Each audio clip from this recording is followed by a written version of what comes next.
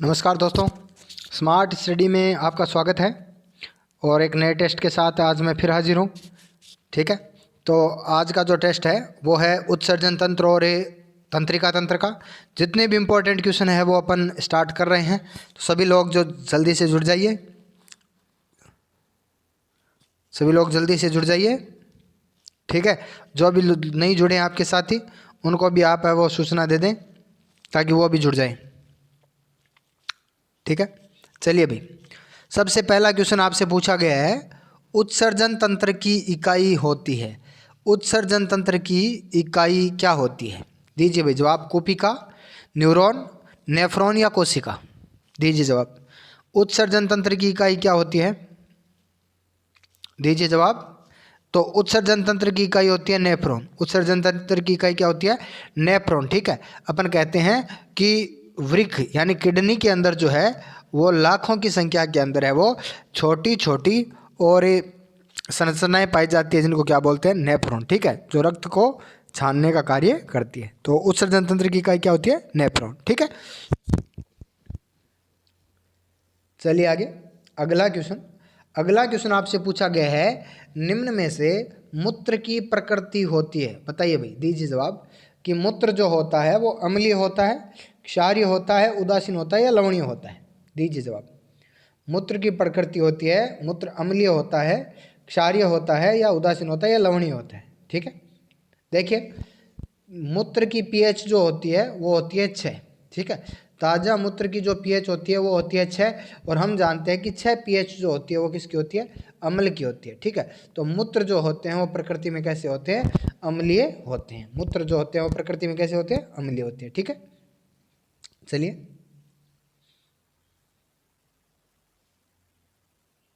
तो मूत्र जो होते हैं वो प्रकृति में कैसे होते हैं? अम्लीय होते हैं। चलिए आगे यदि अपन बात करें तो अगला क्वेश्चन आपसे पूछा गया है कि मूत्र में यूरिया की मात्रा कितने प्रतिशत पाई जाती है। बहुत ही शानदार क्वेश्चन है कि मूत्र के अंदर है वो यूरिया की मात्रा कितने प्रतिशत पाई जाती है। पहला है 10%, दूसरा है 2%, तीसरा है 23% और चौथा है 12%। दीजिए भाई जवाब। मूत्र में यूरिया की मात्रा कितने प्रतिशत पाई जाती है? तो इसका बिल्कुल जो सही जवाब है वो होता है 2%। और आपको याद रखना है, मूत्र में 90 से लेकर 95% तक क्या पाया जाता है? पानी पाया जाता है। ठीक है, ये भी क्वेश्चन कई बार एग्जाम में पूछा गया है। तो मूत्र के अंदर यूरिया की मात्रा कितनी हो गई? 2%। ठीक है, चलिए आगे। अगला क्वेश्चन आपसे पूछा गया है कि यदि मूत्र के अंदर यूरिया की अधिक मात्रा में उपस्थिति हो तो क्या कहलाती है? मूत्र के अंदर यदि यूरिया की अधिक मात्रा में उपस्थिति हो तो उसे क्या कहते हैं? पहला है ग्लाइकोसूरिया, दूसरा है यूरेमिया, तीसरा है हेमाटूरिया और चौथा है हीमोग्लोबिनूरिया। दीजिए भाई जवाब। ठीक है, ठीक है, देखिए भाई, ग्लाइकोसूरिया क्या होता है? यदि मूत्र के अंदर ग्लूकोज की मात्रा अधिक होती है, यदि मूत्र के अंदर है वो ग्लूकोज की मात्रा अधिक होती है तो इसको क्या बोलते हैं? ग्लाइकोसूरिया। ठीक है, यूरेमिया का मतलब होता है मूत्र के अंदर है वो यूरिया की मात्रा क्या है? ज़्यादा है। हेमाटूरिया का मतलब ये होता है यदि मूत्र के अंदर रक्त कोशिकाएं मिल रही है तो वो क्या होता है? हेमाटूरिया होता है। और आगे यदि अपन बात करें हीमोग्लोबिनूरिया, यदि रक्त के अंदर हीमोग्लोबिन की मात्रा मिल रही है तो उसे बोलते हैं हीमोग्लोबिनूरिया। ठीक है, तो सीधा सा जवाब हो गया, रक्त के अंदर यदि यूरिया की मात्रा ज़्यादा होती है तो इसको बोलते हैं यूरेमिया। ठीक है, रक्त में यूरिया की मात्रा ज़्यादा होती है तो इसको बोलते हैं यूरेमिया। ठीक है, चलिए आगे। अगला क्वेश्चन आपसे पूछा गया है, बहुत ही इंपॉर्टेंट क्वेश्चन, बार बार एग्जाम में आया हुआ। यदि मूत्रालयों के अंदर जो तीखी गंध आती है उसका कारण क्या होता है? मूत्रालय जो होते हैं उनमें तीखी गंध आने का कारण क्या होता है? अमोनिया का यूरिया में बदलना, यूरिया का अमोनिया में बदलना, यूरिया का यूरिक अम्ल में बदलना या यूरिक अम्ल का अमोनिया में बदलना? दीजिए भाई जवाब। तो इसका सही जवाब जो होगा वो होगा यूरिया का अमोनिया में बदलना। ठीक है, और आपसे ये भी क्वेश्चन कई बार पूछा गया है कि शरीर के किस भाग में यूरिया अमोनिया में बदलता है? तो वो कौन सा है? यकृत। ठीक है, चलिए आगे। अगला क्वेश्चन आपसे पूछा गया है, हेनले का लूप जो है वो किस तंत्र से संबंधित है? दीजिए भी जवाब। हेनले का लूप जो है वो किस तंत्र से संबंधित है? पाचन तंत्र, श्वसन तंत्र उत्सर्जन तंत्र या तंत्रिका तंत्र। ठीक है, तो इसका बिल्कुल सही जवाब हो जाएगा उत्सर्जन तंत्र। ठीक है, हेनले का लूप या अपन कह सकते हैं बोमन संपुट। ठीक है, या आपसे पूछ लिया जाए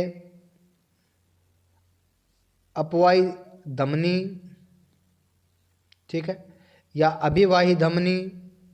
ठीक है, ये सारे क्या होते हैं, उत्सर्जन तंत्र से संबंधित होते हैं। ठीक है, चलिए आगे अगला क्वेश्चन पूछा गया है, किडनी के अतिरिक्त शरीर के कौन सा भाग है वो उत्सर्जन में सहायक होता है? दीजिए भाई जवाब। किडनी के अलावा शरीर में कौन सा और भाग होता है जो उत्सर्जन में सहायक होता है? आमाशय, अग्नाशय, यकृत या मूत्राशय?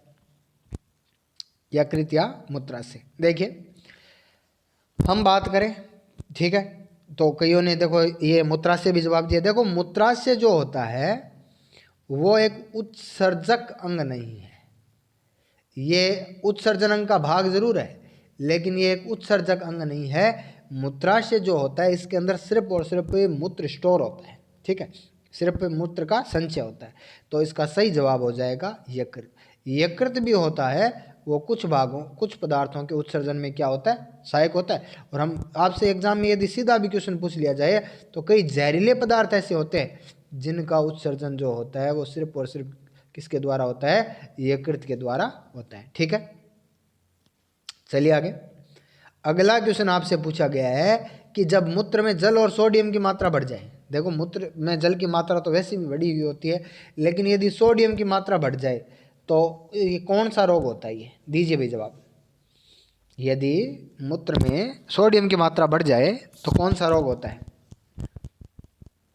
हसीकोटनर रोग, हाशीमोटो रोग, एडिसन रोग या गुएनिन रोग?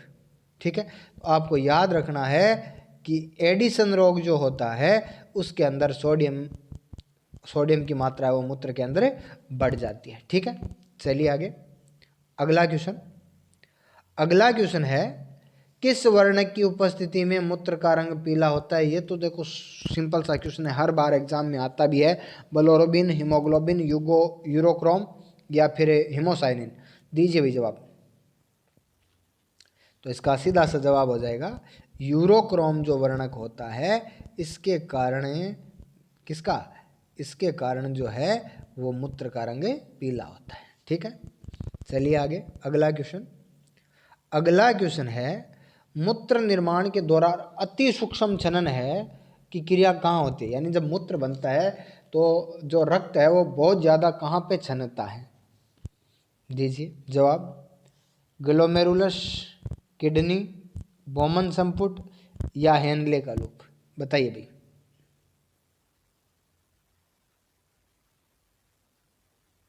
बताइए, तो इसका सही जवाब हो जाएगा बोमन संपुट।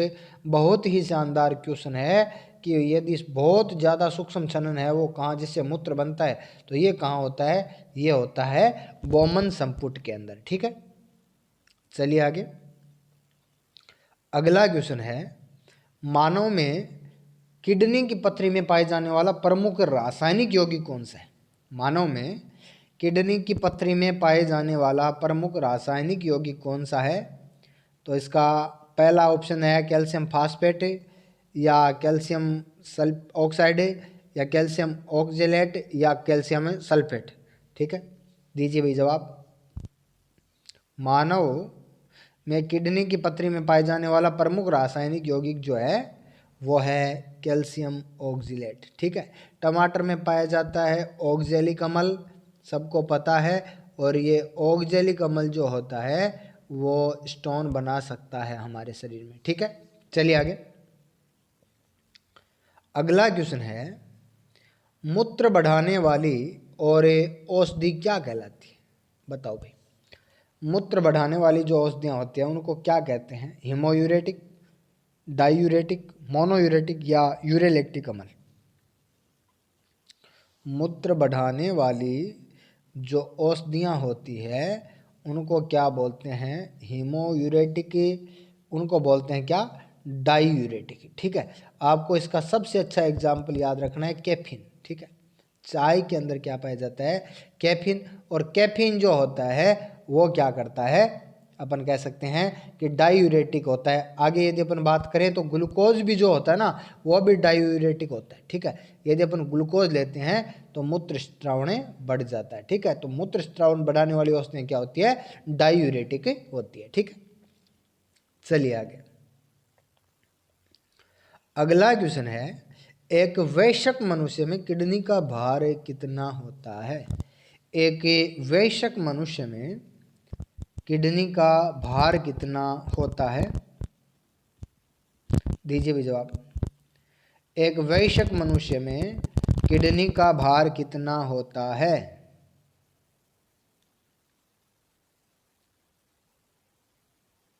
ठीक है, तो अपन कहेंगे एक वयस्क मनुष्य के अंदर जो है वो किडनी का भार होता है 140 ग्राम। एक वयस्क मनुष्य के अंदर किडनी का भार होता है 140 ग्राम, ठीक है। चलिए आगे, ठीक है। अगला है तंत्रिका आवेग की गति कितनी होती है, दीजिए भी जवाब। तंत्रिका आवेग की गति कितनी होती है। 200 मीटर प्रति सेकंड, 400 मीटर प्रति सेकंड, 80 मीटर प्रति सेकंड या 130 मीटर प्रति सेकंड। बहुत ही शानदार क्वेश्चन है। तंत्रिका आवेग की गति कितनी होती है, तो इसका सही जवाब हो जाएगा कितना, 130 मीटर प्रति सेकंड, ठीक है। चलिए आगे, अगला क्वेश्चन आपसे पूछा गया है कि मेडुला निम्न में से किस मस्तिष्क का भाग होता है। देखिए, मेडुला है वो किस मस्तिष्क का भाग होता है, बताइए भाई। अपन कहते हैं मस्तिष्क जो होता है वो 3 भागों में बंटा होता है, ठीक है। मस्तिष्क जो होता है वो 3 भागों में बंटा होता है। एक होता है अग्र मस्तिष्क, एक होता है मध्य मस्तिष्क और एक होता है पश्च मस्तिष्क, ठीक है। अग्र मस्तिष्क के भाग होते हैं, अपन कह सकते हैं कि जो सेरेब्रम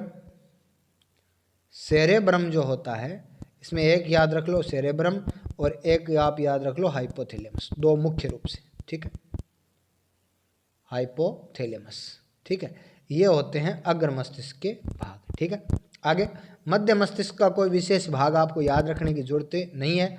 फिर पश्च मस्तिष्क की यदि अपन बात करें तो पश्च मस्तिष्क जो होता है उसके 3 भाग होते हैं, ठीक है।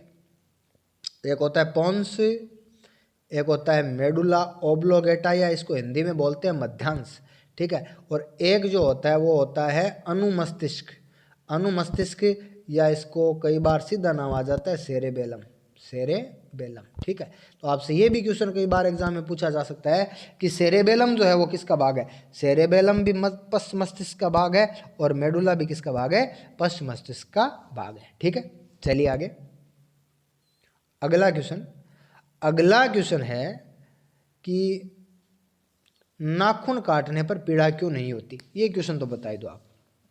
नाखून काटने पर पीड़ा क्यों नहीं होती है। नाखून केराटिन प्रोटीन से बने होते हैं, नाखून में रुधिर वाहिकाएं नहीं होती है, नाखून शरीर के अंग ही नहीं होते, या नाखून में तंत्रिकाओं का जाल होता है। दीजिए भाई जवाब। नाखून काटने पर पीड़ा क्यों नहीं होती है।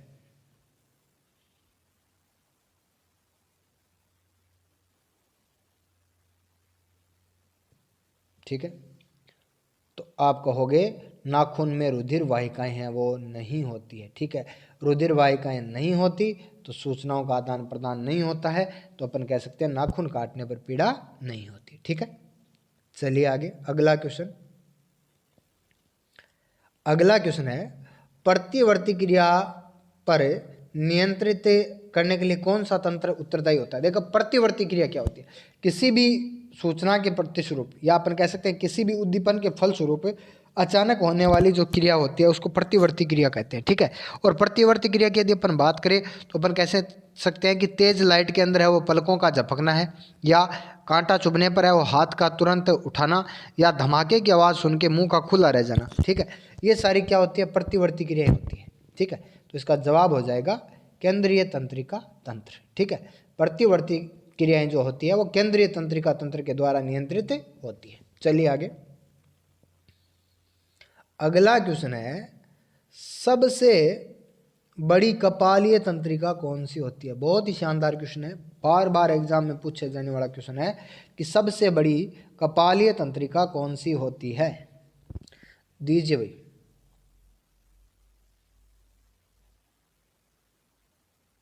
सबसे बड़ी कपालीय तंत्रिका कौन सी होती है? ठीक है,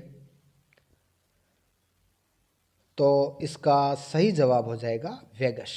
ठीक है, वेगस जो होती है वो सबसे बड़ी कपालीय तंत्रिका होती है। ठीक है, चलिए आगे अगला क्वेश्चन। अगला क्वेश्चन है मस्तिष्क के किस भाग में, मस्तिष्क के किस भाग में और श्वसन केंद्र पाया जाता है? दीजिए भाई जवाब। मस्तिष्क के किस भाग में श्वसन केंद्र पाया जाता है? ठीक है, देखिए भाई, हमने अभी पढ़ा था कि मस्तिष्क जो होता है उसके 3 भाग होते हैं। ठीक है, अग्र मस्तिष्क, मध्य मस्तिष्क और पश्च मस्तिष्क। ठीक है, अब यदि अपन बात करें तो हमने पढ़ा कि पश्च मस्तिष्क जो होता है वो 3 भागों में बंटा रहता है। एक तो होता है पोन्स, एक होता है मेडुला और एक होता है अनुमस्तिष्क। ठीक है, और अनुमस्तिष्क को क्या बोलते हैं? सेरेबेलम बोलते हैं। ठीक है, अनुमस्तिष्क को क्या बोलते हैं? सेरेबेलम। ठीक है, अब देखिए 2 भाग आपको मेन याद रखने, एक तो मेडुला और एक क्या है? सेरेबेलम। ठीक है, देखिए मेडुला जो होता है, आपसे सीधा पूछा जाए कि शरीर में अनैच्छिक क्रियाएं जो है वो कहाँ पर नियंत्रित होती है, तो वो होती है मेडुला के द्वारा। ठीक है, और ऐच्छिक क्रियाएं जो होती है वो कहाँ नियंत्रित होती है? वो होती है सेरेबेलम के द्वारा, या इसको बोलते हैं अनुमस्तिष्क। ये दोनों पश्च मस्तिष्क के भाग है। अब देखिए अनैच्छिक क्रियाओं की बात करें तो श्वसन क्या होती है? एक अनैच्छिक क्रिया होती है जो हमारे नियंत्रण में नहीं होती। ठीक है, तो श्वसन केंद्र जो होता है वो पाया जाता है मेडुला के अंदर। श्वसन केंद्र कहाँ पाया जाता है? मेडुला के अंदर पाया जाता है। चलिए आगे अगला क्वेश्चन। अगला क्वेश्चन है प्रतिवर्ती क्रियाओं की खोज किसने की थी? अभी मैंने आपको बताया था, दीजिए भाई आप जवाब दीजिए, कि वे क्रियाएं जो किसी उद्दीपन के फलस्वरूप अचानक होती है। ठीक है, जैसे गर्म को छूते ही या ठंडे को छूते हाथ का तुरंत हटना, धमाके की आवाज़ सुन के और मुंह का खुला रह जाना, या अपन कह सकते हैं कि तेज रोशनी के अंदर पुतली का सिकुड़ना, ये सारी जो होती है वो प्रतिवर्ती क्रियाएं होती है। ठीक है, तो इसकी खोज किसने की थी? दीजिए भाई जवाब। इसका सही जवाब जो है वो है मार्शल हॉल। ठीक है, कई बार एग्जाम में आया हुआ क्वेश्चन है प्रतिवर्ती क्रियाओं की खोज किसने की थी, तो प्रतिवर्ती क्रियाओं की खोज की थी मार्शल हॉल ने। ठीक है, चलिए आगे। आगे आया है निम्न में से किस अंग को शरीर की मोटर कहते हैं? दीजिए भी जवाब। निम्न में से किस अंग को शरीर की मोटर कहते हैं? मेडुला, सेरेब्रम, सेरेबेलम या पोन्स? दीजिए जवाब। मोटर किसे कहते हैं? तो इसका सही जवाब है सेरेबेलम। ठीक है, सेरेबेलम को हिंदी में बोलते हैं अनुमस्तिष्क।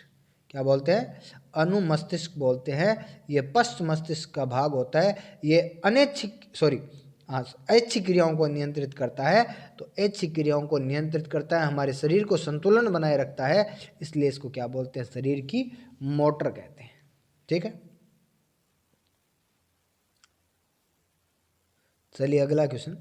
अगला क्वेश्चन है स्मरण एवं चिंतन का कार्य मस्तिष्क का कौन भाग करता है? यानी याद करने का या विचार, सोच विचार का कार्य जो होता है वो मस्तिष्क का कौन सा भाग करता है? सेरेब्रम, सेरेबेलम, मेडुला या मेरुरज्जु? दीजिए भी जवाब। सोचने विचारने का कार्य है वो मस्तिष्क का कौन सा भाग करता है? दीजिए जवाब। तो इसका सही जवाब जो है वो कौन सा है? सेरेब्रम। इसका सही जवाब क्या है? सेरेब्रम। ठीक है, चलिए आगे अपन बात करें तो अगला क्वेश्चन है मानव शरीर में सबसे अधिक तंत्रिका कोशिकाएं शरीर के किस भाग में पाई जाती है? मानव शरीर में सबसे अधिक तंत्रिकाएं शरीर के किस भाग में पाई जाती है? पहला है हृदय, दूसरा है जीभ, तीसरा यकृत और चौथा है मस्तिष्क। जवाब दीजिए भाई। ठीक है, तो इसका सही जवाब हो जाएगा मस्तिष्क। क्यों? क्योंकि मस्तिष्क के अंदर हम जानते हैं तंत्रिकाओं का जाल होता है। मस्तिष्क में क्या होता है? तंत्रिकाओं का जाल। तो सबसे अधिक तंत्रिकाएं कहाँ? क्यों? क्योंकि सारा सिस्टम ही कंट्रोल कहाँ से होता है? मस्तिष्क से होता है। ठीक है, चलिए आगे। अगला है मानव मस्तिष्क का औसत भार लगभग कितना होता है? सीधा सा क्वेश्चन, बार बार एग्जाम में आने वाला क्वेश्चन, दीजिए जी जवाब। मानव मस्तिष्क का औसत भार लगभग कितना होता है?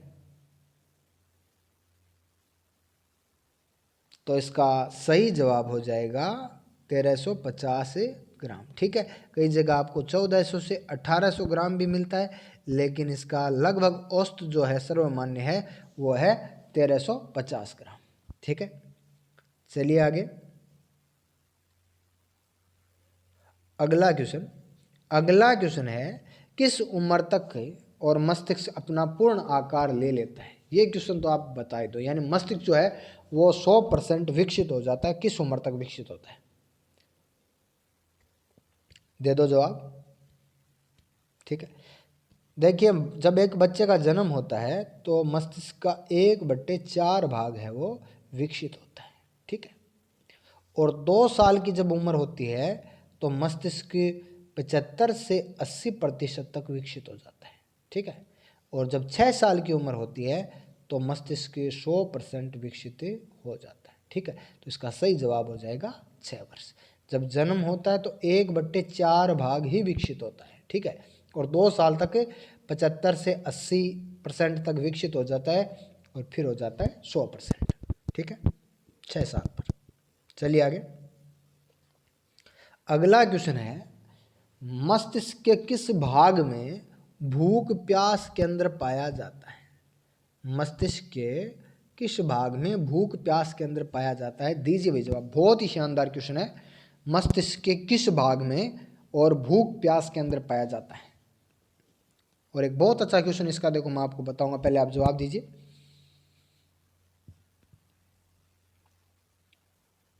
तो इसका सही जवाब हो जाएगा हाइपोथैलेमस। ठीक है, कई बार एग्जाम में आया हुआ क्वेश्चन है, यदि किसी मनुष्य का हाइपोथैलेमस निकाल दिया जाए, ठीक है, तो उस पर क्या प्रभाव पड़ेगा? फिर उसको भूख प्यास नहीं लगेगी। ठीक है, तो हाइपोथैलेमस जो होता है उसके अंदर पाया जाता है भूख प्यास केंद्र। ठीक है, चलिए आगे। अगला क्वेश्चन आपको बताना है कि नींद जो होती है ना, नींद वो मस्तिष्क के किस भाग द्वारा नियंत्रित होती है? मेडुला, हाइपोथैलेमस, डायंसिफिलॉन या सेरेब्रम? नींद जो होती है वो मस्तिष्क के किस भाग द्वारा नियंत्रित होती है? दीजिए जवाब। नींद जो है वो मस्तिष्क के किस भाग द्वारा नियंत्रित होती है?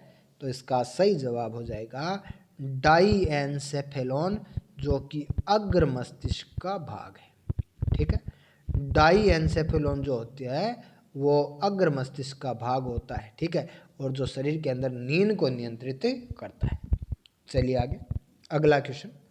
अगला क्वेश्चन है निम्न में से तंत्रिका कोशिका का भाग नहीं है? दीजिए भी जवाब। निम्न में से कौन सा जो है वो तंत्रिका कोशिका का भाग नहीं है? एक्सॉन, डेंड्राइट्स, श्वान कोशिका या बोमन संपुट?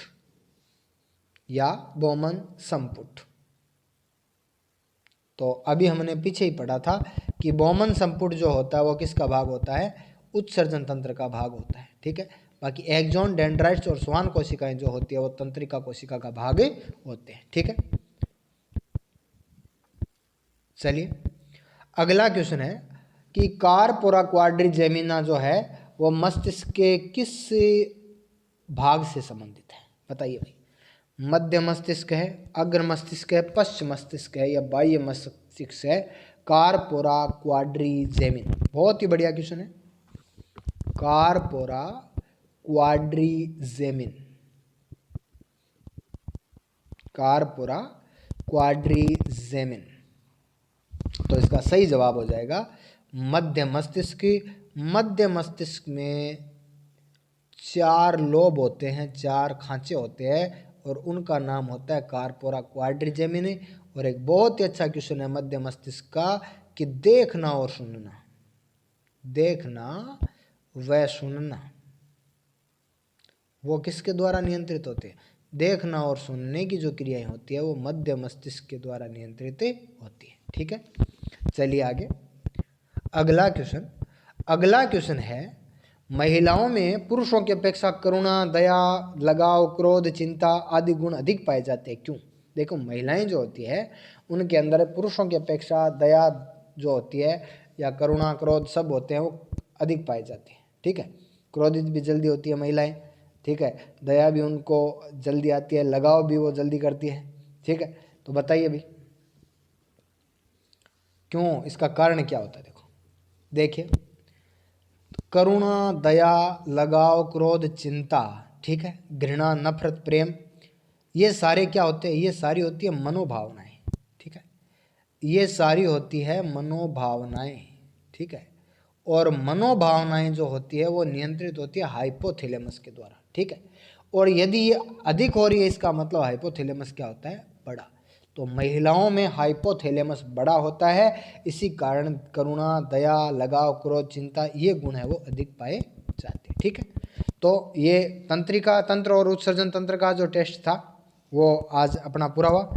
देखिए दोस्तों, अभी एनटीपीसी की यदि अपन बात करें तो कई अभी पिछले एक दिन 4 क्वेश्चन आए बताए साइंस के। ठीक है, तो इससे आपको देखो ये नहीं है कि आप ये सोच लो कि साइंस के क्वेश्चन तो कम आ रहे हैं। ठीक है, तो ये ऐसा बिल्कुल भी नहीं सोचना है। आपको एनटीपीसी मेंस जो लेवल है वो लेके चलना है, मैं बताऊं आपको। लेकिन आप इस बात को याद रखना, यदि परी के अंदर साइंस कम पूछी जा रही है तो देख लेना मेंस के अंदर जो है वो साइंस धमाल मचाएगी। फिर देख लेना, परी के अंदर यदि साइंस का रोल कम है तो मेंस के अंदर बहुत ज़्यादा ही रोल होगा। क्यों? क्योंकि बच्चे यही सोचेंगे फिर मेंस के अंदर साइंस नहीं आएगी। ठीक है, तो फिर भी अभी शुरुआती एग्ज़ाम के अंदर देखो कुछ भी हो, लेकिन अंत तक वाले पिछली बार भी यही हुआ था। ठीक है, शुरू के एग्ज़ाम जो थे वो इजी थे, उनको नॉर्मलाइजेशन का कम फ़ायदा मिला हुआ था। बाद के एग्ज़ाम थे वो हार्ड थे, उनके अंदर है वो नॉर्मलाइजेशन का फ़ायदा भी ज़्यादा मिला था। ठीक है, तो ये बिल्कुल भी नहीं सोचना है कि क्या हो रहा है क्या नहीं हो रहा है। जब तक आपका एग्ज़ाम नहीं होता था, पीछे जितनी तैयारी जैसी चल रही थी वैसी आप चलने दीजिए। ठीक है, तो जल्दी से बता दीजिए आपके कितने क्वेश्चन है वो सही हो रहे हैं। जल्दी से बता दीजिए आपके कितने क्वेश्चन है वो सही हो रहे हैं। ठीक है, तो फिर मिलते हैं अगले टेस्ट के अंदर कल फिर। ठीक है।